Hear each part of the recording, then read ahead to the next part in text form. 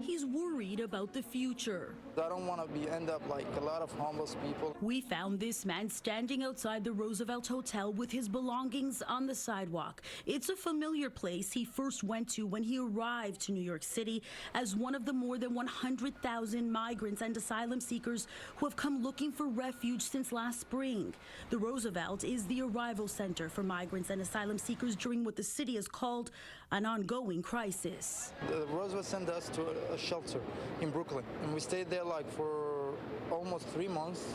They moved us in another shelter and made us to sign a letter that they're gonna literally kick us out in 60 days. And you got kicked out? Yes, tonight, fortunately. With resources at capacity, the city started imposing limitations on shelter stays for migrants. Initially 60 days, and as the crisis progressed, now it's 30 days for singles and 60 days for families. And I know the situation. I know that it's tough. Literally, like in New York City is like dealing with a lot of stuff, but it's also difficult because we're struggling over here. The reality of these restrictions is difficult for someone in his shoes. Why did you come to America? I come to America like everyone, pretty much like an asylum seeker because of the facts in my country, and like everything there is terrible. Where are you from? I'm from a country in Africa.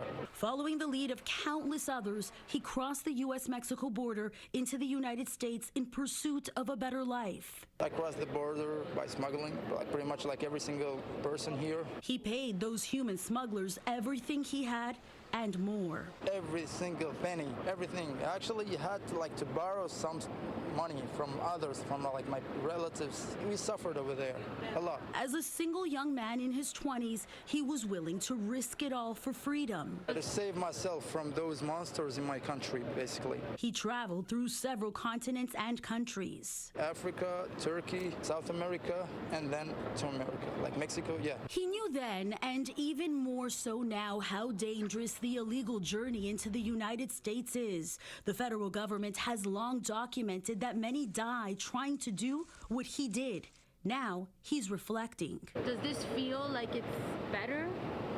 Here, not for the moment. In a recent statement to Fox 5 News, a spokesperson for the mayor said New York City is far past its breaking point. For months, Mayor Adams has warned that without substantive help from our state and federal partners, this crisis could begin to play out on city streets. Humanitarians are concerned about migrants being added to the homeless population. He and others like him are too, as they contend with what being displaced truly feels like. We're literally like squeezed like tiny sandwiches. Thank you, New York, for treating us like sandwiches. This is video inside the shelter where he finds himself now. It's dark, but you can see they are all on the floor. Under federal law, asylum seekers are protected from deportation, but can't legally work for 6 months. His pockets are empty. Looking for like jobs under the table or anything that I can earn a little bit of money. As if his living situation isn't humbling enough. What did you do back home? I used to be an English teacher. When we asked him why he's sharing his story but not showing his face, Don't want anything that's gonna affect my case in the future, because I told you I'm an asylum seeker. just imagine how difficult his old life was. That's the only way to make sense of why he would leave everything behind, including, he tells us, his sick mother, for this. Extremely horrible, frankly speaking. Horrible, but still he hopes it will pay off. Waiting for the American dream, waiting for them to save me. Stephanie Bertini, Fox 5 News. This young family calls the Row Hotel home for now. 53, he says, explaining how many days they have left until they have to leave. A little worried, he tells us, as he thinks about all the uncertainty they're facing. But as he thinks about the long term, all you see is hope.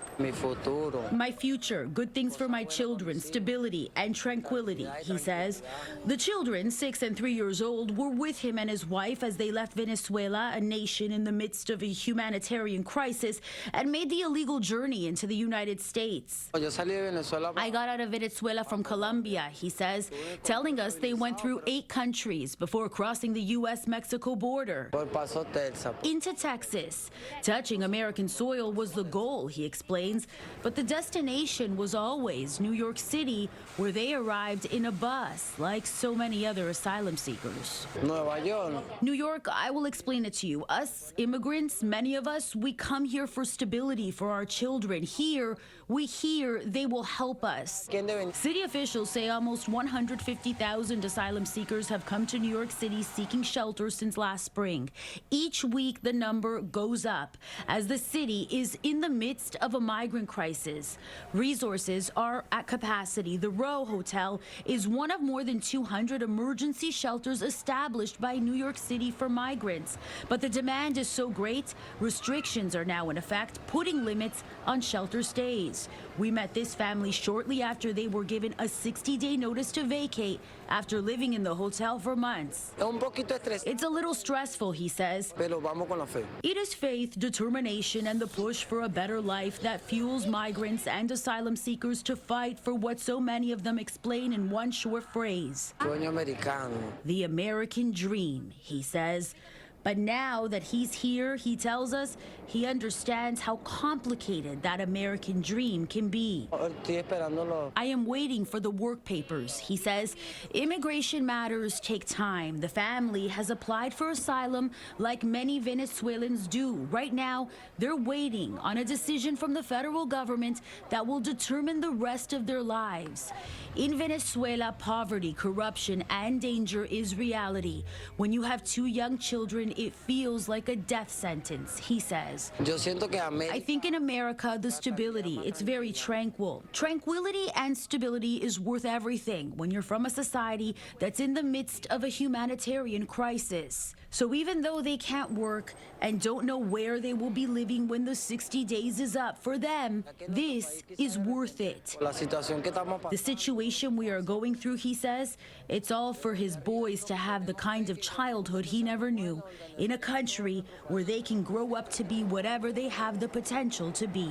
Stephanie Bertini, Fox 5 News. Lining this sidewalk on any given night, people from different parts of the world who want nothing more than a life in America.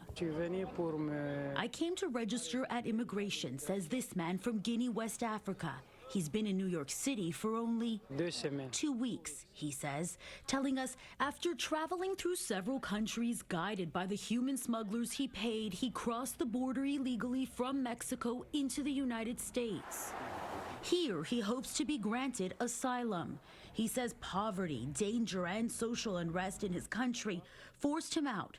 He was in fear of losing my life in Africa, he says. We met him on a Sunday night in November in a sea of migrants and asylum seekers, all of them outside the U.S. Immigration and Customs Enforcement Office in Lower Manhattan, where we've learned that even with an appointment, being seen is not guaranteed.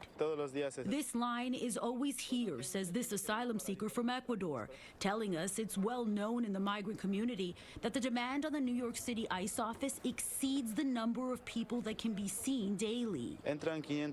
About 500 people go in daily. That's why there's this line. Not everyone can enter, he says. So no matter the weather, they wait and sleep outside in an attempt to ensure they will get into the ICE office in the morning. This line along the sidewalk is indicative of just how many migrants and asylum seekers are in New York City and what they're willing to endure.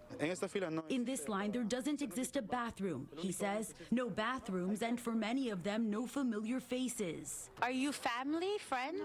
No. Okay. We are strangers. Strangers who have learned to find a piece of home even though it might as well be a world away. Where are you guys from?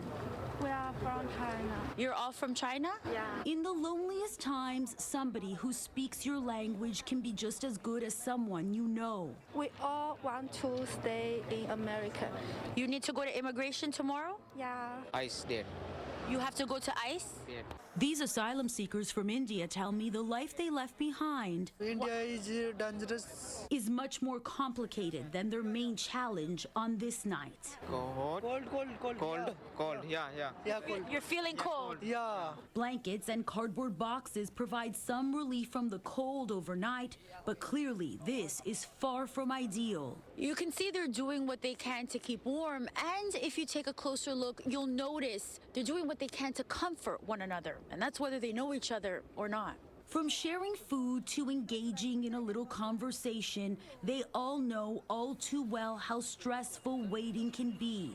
When your future is uncertain, you learn to appreciate even the smallest comforts. That's the reality that inspires Glenda Montes to come out here every night. With the help of a relative, she sells cups of coffee for $2, she says. Originally from Colombia, she tells us she's been in New York City for about 5 months. The idea to sell coffee came after waiting on this very sidewalk for the very same reason as the others. My husband and I got the idea to sell the coffee, she says, telling us they escaped Colombia with their 2 daughters. Like countless other asylum seekers, they left, looking for a better life, for the future of our children, she says.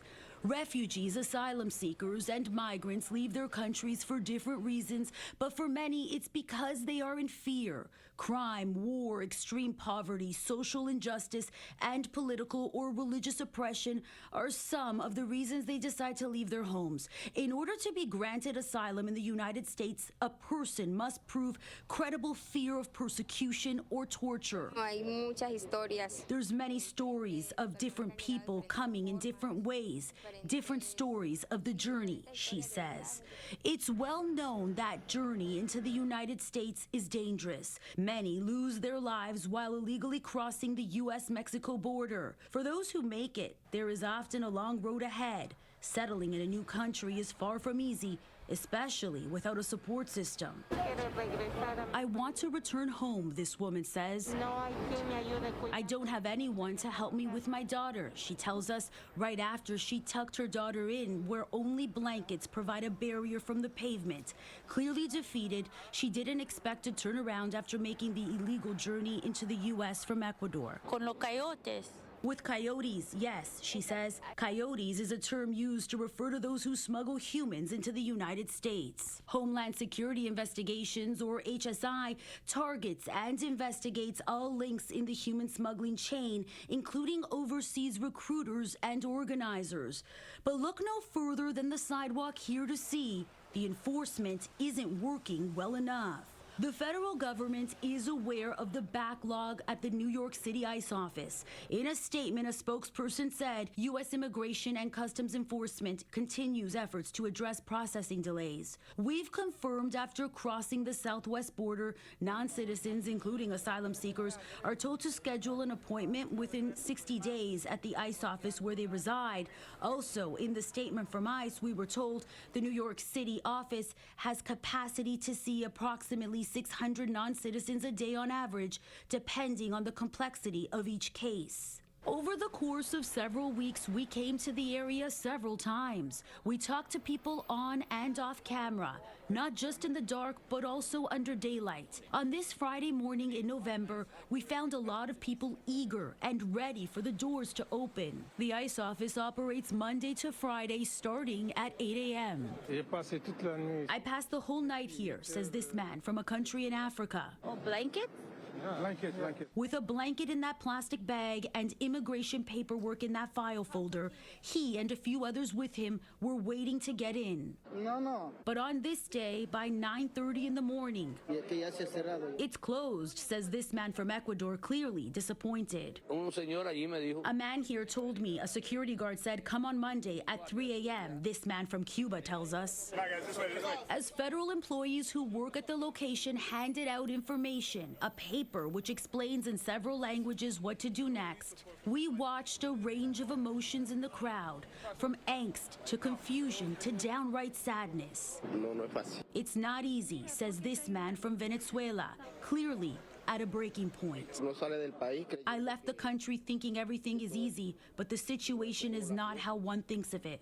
You are by yourself here. Solo. On the sidewalk outside the New York City ICE office in Lower Manhattan, week after week, month after month, as the city's migrant crisis lingers with no end in sight, there are so many voices, faces, people who prove the complexities of immigration are far beyond numbers, policies, and resources. They are the migrants in America who, in their own words, can explain just how challenging it all is on a human level. Stephanie Bertini, Fox 5 News.